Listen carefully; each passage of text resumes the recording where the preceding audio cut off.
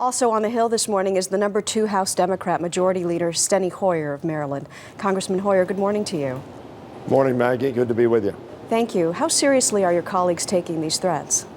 Well, I think they're taking them very seriously. As you heard, some of the threats that have been made are very, very serious and threaten bodily harm to members.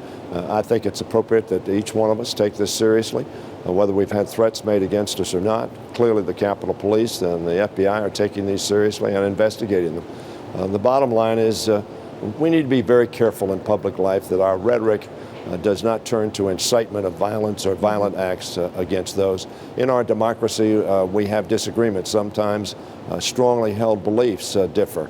But at the core of our democracy is that we do so civilly and peacefully and resolve our differences not through violence but through democratic means, so that there's real concern. Some Republicans, though, have played this down, saying that this unfortunately comes with the territory. When you make a controversial decision, this is par for the course. Do you agree with that point?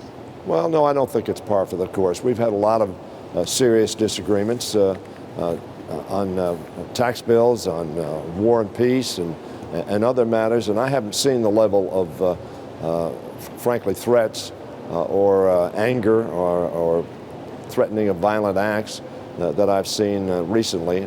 I think in part it's because the rhetoric that has been utilized with respect to this bill is far beyond, I think, legitimate debate.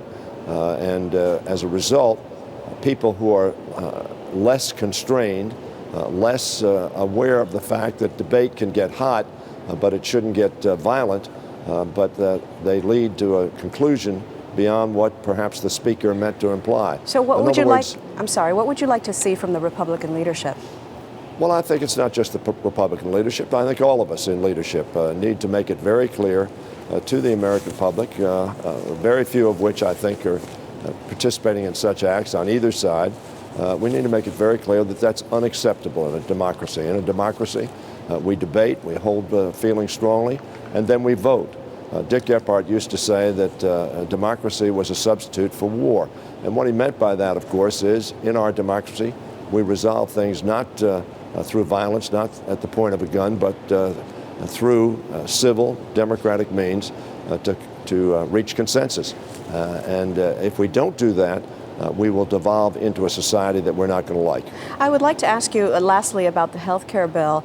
The Senate has sent back these fixes to the bill that became law, sent them back to the House. Will your colleagues approve their revisions, and when will this be on the president's desk? Yes, these are very technical rulings of the parliamentarian.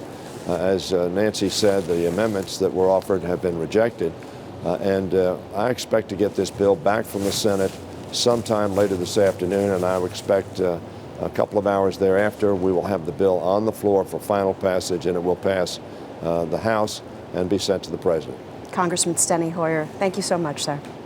Thank you. A lot happens early on The Early Show, weekday mornings on CBS.